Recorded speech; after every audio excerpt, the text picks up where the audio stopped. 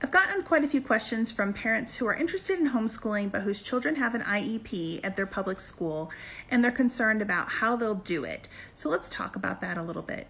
First of all, in case you don't know, an IEP stands for an Individualized Education Program. So that just basically means that the school has identified that your child has some sort of particular special needs, and it tells what they're going to do to make accommodations for that.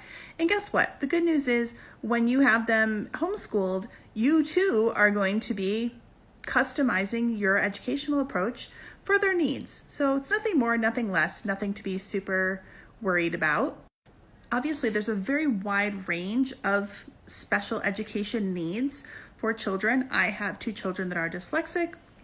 I know there's lots of families with kids that are autistic or have sensory processing issues and all sorts of different things.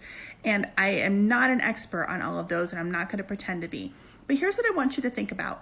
Number 1, I want you to consider what is happening for your child when they're at school. It may be that the services your child receives at school are incredibly important to their continued development and their education, and it might not be in their best interest to pull them from school, and that's okay.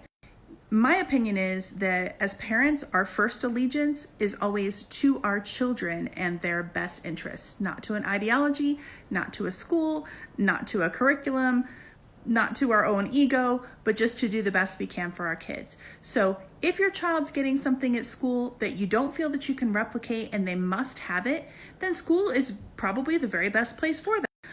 On the other hand, you may have a situation where your child is receiving services that you are naturally going to be providing for them. So for instance, with my dyslexic kids, things that I did to accommodate their needs at home were things like I read out loud to them.